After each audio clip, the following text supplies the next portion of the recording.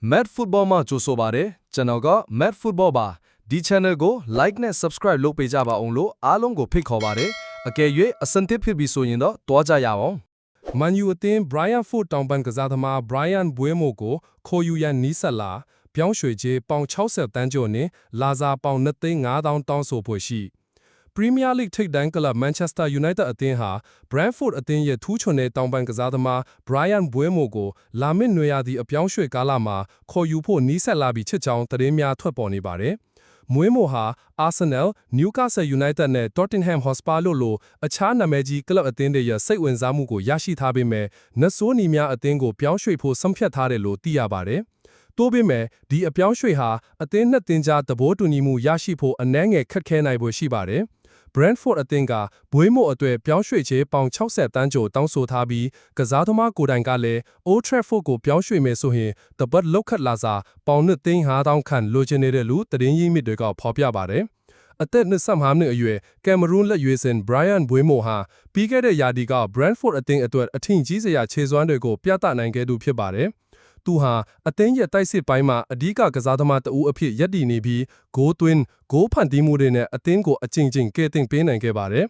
Mbeumo ဟာညတောင်ပန်အဖြစ်တိုက်စစ်မှုနေရာမှာပါကစားနိုင်တဲ့ဘတ်စုံသုံးကစားသမားတဦးဖြစ်တာကြောင့် Man U နီးပြ Ruben Amorim ရဲ့အသင်းတည်ဆောက်မှုမှာအရေးပါတဲ့အခန်းကဏ္ဍကနေပါဝင်လာနိုင်ပါတယ်။ Man U အသင်းဟာမကြသေးခင်က Wolf တိုက်စစ်မှု Matheus Cunha ကိုပေါင်62တန်းနဲ့ခေါ်ယူဖို့သဘောတူညီခဲ့ပြီးနောက် Brian Mbeumo ရဲ့အပြောင်းရွှေ့ကဒုတိယမြောက်အရေးပါတဲ့ခေါ်ယူမှုဖြစ်လာနိုင်ပါတယ်။ဒါပေမဲ့Mbeumoရဲ့မြင့်မားတဲ့ပြောင်းရွှေ့ခြင်းနဲ့လာစာတောင်းဆိုမှုတွေက Man U အသင်းအတွက်စိန်ခေါ်မှုတစ်ခုဖြစ်လာနိုင်ပါတယ်။လက်ရှိအခြေအနေအရ Man U အသင်းဟာအသင်းရဲ့လောကလာစာအများဆုံးကစားသမားအချို့ဖြစ်တဲ့ Marcus Rashford နဲ့ Jadon Sancho တို့ကိုရောင်းချဖို့ကြိုးပမ်းနေတယ်လို့လည်းသိရပါတယ်။ဒီအပြောင်းရွှေ့သဘောတူညီမှုရရှိမယ်ဆိုရင်Mbeumoဟာ Man U အသင်းရဲ့အားနည်းနေတဲ့တောင်ပန်တိုက်စစ်ကိုအားဖြည့်ပေးနိုင်ပြီးလာမည့်ရာသီအတွက်အသင်းရဲ့ရည်တန်းချက်တွေကိုအကောင်အထည်ဖော်ရမှာအရေးပါတဲ့အခန်းကဏ္ဍကနေပါဝင်လာနိုင်မယ်လို့ဘောလုံးသုံးသပ်သူတွေကမှတ်ချက်ပြုနေကြပါတယ်။ Man U အသင်း Wolf တိုက်စစ်မှု Matheus Cunha ကိုပေါင်62တန်းထွင်ခေါ်ယူ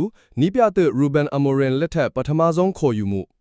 Manchester United အသင်းဟာ Wolverhampton အသင်းရဲ့တိုက်စစ်မှု Matheus Cunha ကိုပေါင်62တန်းနဲ့ခေါ်ယူဖို့သဘောတူညီမှုရရှိခဲ့ပြီဖြစ်ပါတယ်။ဘရာဇီးလက်ရွေးစင်တိုက်စစ်မှုဟာ Man U အသင်းနဲ့9နှစ်စာချုပ်ဆိုခဲ့ပြီးနောက်ထပ်3နှစ်သက်တမ်းတိုးနိုင်တဲ့အပိုစုကြွေး option လဲပါဝင်ပါတယ်။အသက်25နှစ်အရွယ်Cunhaဟာ Man U အသင်းရဲ့နီးပြသစ် Ruben Amorim လက်အောက်မှာပထမဆုံးခေါ်ယူတဲ့ကစားသမားဖြစ်လာခဲ့ပါတယ်။နီးပြ Amorim ဟာလက်ရှိယာဒီဝက်မှာ Man U အသင်းကိုတာဝန်ယူခဲ့လာဖြစ်ပါတယ်။ Matheus Cunha ဟာ2022ခုနှစ်မှာ Atletico Madrid ကနေ Wolf အသင်းကိုပြောင်းရွှေ့လာခဲ့တာဖြစ်ပြီး Premier League မှာခြေစွမ်းပြသနိုင်တဲ့ကစားသမားတစ်ဦးဖြစ်ပါတယ်။သူ့ရဲ့ဂိုးသွင်းစွမ်းရည်ဘောလုံးထိန်းချုပ်မှုနဲ့ပြိုင်ဘက်ခံစစ်ကိုဖိအားပေးနိုင်တဲ့စွမ်းရည်တွေကြောင့်နီးပြ Amorim ရဲ့တိုက်စစ်ပိုင်းအစီအစဉ်တွေအတွက်အရေးပါတဲ့အခန်းကဏ္ဍကနေပါဝင်လာနိုင်ပွဲရှိနေပါတယ်။ Man U အသင်းဟာပြီးခဲ့တဲ့ရာသီကတိုက်စစ်ပိုင်းမှာဂိုးသွင်းအားနည်းချက်တွေရှိခဲ့တာကြောင့် Cunha ရဲ့ရောက်ရှိလာမှုဟာအသင်းရဲ့တိုက်စစ်ကိုပိုမိုအားကောင်းလာစေမယ်လို့မျှော်လင့်ရပါတယ်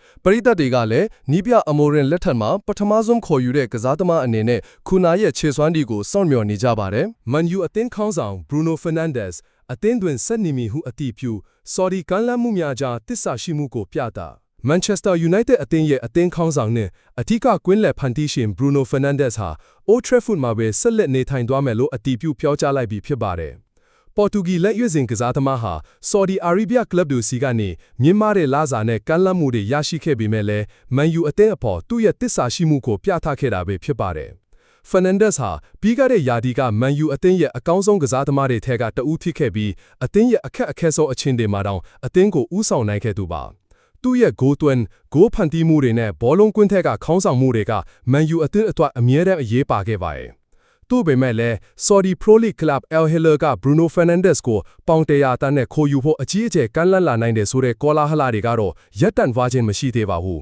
။ Al Hilal ဟာဥရောပထိပ်တန်းကစားသမားတွေကိုမြင့်မားတဲ့ဖြောင်းရွှေ့ခြင်းနဲ့လာစာတွေပေးပြီးခေါ်ယူလိရှိတဲ့ကလပ်အသင်းတစ်သင်းလည်းဖြစ်ပါတယ်။ Al Hilal ရဲ့ပေါင်100တန်းကမ်းလှမ်းမှုဟာ Man U အသင်းနဲ့ Fernandes အတွက်ဆုံးဖြတ်ရခက်တဲ့အခြေအနေတစ်ခုဖြစ်လာနိုင်ပါတယ်။ဒါပေမဲ့လက်ရှိအချိန်မှာတော့ Fernandes ဟာ Man U မှာပဲဆက်နေဖို့ဆုံးဖြတ်ထားပုံရပြီးအသင်းခေါင်းဆောင်ကဦးအနေနဲ့အသင်းရဲ့အနာဂတ်အတွက်ဆက်လက်တိုက်ပွဲဝင်သွားဖို့စံတရှိနေပုံရပါတယ်။ မန်ယူပရိသတ်တွေကတော့သူတို့ရဲ့အသင်းခေါင်းဆောင်အသင်းမှာဆက်လက်ရှိနေမယ်ဆိုတဲ့အပေါ်ဝမ်းသာအားရဖြစ်နေကြပြီးလာမယ့်ရာသီမှာသူ့ရဲ့ဦးဆောင်မှုအောက်မှာအသင်းရဲ့ခြေစွမ်းတွေပိုမိုတိုးတက်လာဖို့မျှော်လင့်နေကြပါတယ်။ မန်ယူအသင်းတိုက်စစ်မှုဂျယ်ဒန်ဆန်ချိုကိုရောင်းထုတ်ရန်ပြင်ဆင်နေမန်ချက်စတာယူနိုက်တက်အသင်းရဲ့အင်္ဂလန်တောင်ပိုင်းကစားသမားဂျယ်ဒန်ဆန်ချိုဟာလာမယ့်ရာသီမှာအသင်းမှာဆက်ချီနေဖို့မမျှော်လင့်ရတော့ကြောင်းသတင်းများထွက်ပေါ်နေပါတယ်။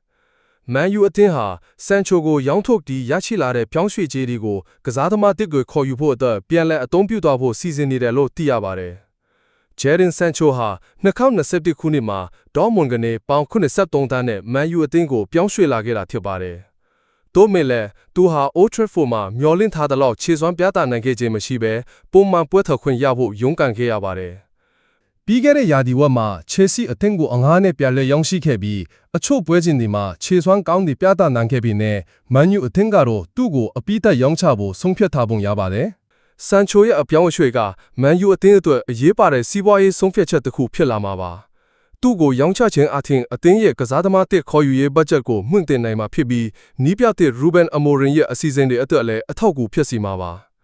လက်ရှိအချိန်မှာတော့ဆန်ချိုကိုစိတ်ဝင်စားနေတဲ့ကလပ်အသင်းတွေရှိမရှိဆိုတာကိုတိတိကျကျမသိရသေးပါဘူး။သို့မဲ့လည်းမန်ယူအသင်းဟာသူ့ကိုအမြန်ဆုံးရောင်းထုတ်နိုင်ဖို့ကြိုးပမ်းသွားဖို့ရှိနေပါတယ်။ဆန်ချိုဟာမန်ယူအသင်းမှာပုံမှန်နေရာမရရှိခဲ့ပေမဲ့လည်းသူရဲ့အရေးသွေးတွေကတော့တန်တရားဝင်စရာမရှိပါဘူး။ဒါကြောင့်တခြားကလပ်အသင်းတစ်ခုမှာပုံမှန်ပွဲထွက်ခွင့်နဲ့အတူခြေစွမ်းတွေပြန်လည်ပြသနိုင်မယ်လို့မျှော်လင့်ရပါတယ်။မန်ယူအသင်းဟာနွေရာသီအပြောင်းအရွှေ့ကာလမှာကစားသမားအဝင်အထွက်များပြားနိုင်တယ်လို့ခန့်မှန်းရပြီးဂျယ်ဒန်ဆန်ချိုရဲ့အပြောင်းအရွှေ့ကလည်းဒီအပြောင်းအရွှေ့ကာလရဲ့အရေးပါတဲ့အစိတ်ပိုင်းတစ်ခုဖြစ်လာမှာဖြစ်ပါတယ်။ ရီယယ်ဘတ်တစ်အသင်းမန်ယူတောင်ပိုင်းကစားသမားအန်တိုနီကိုစိတ်ဝင်စားတရင်အပြည့်စုံ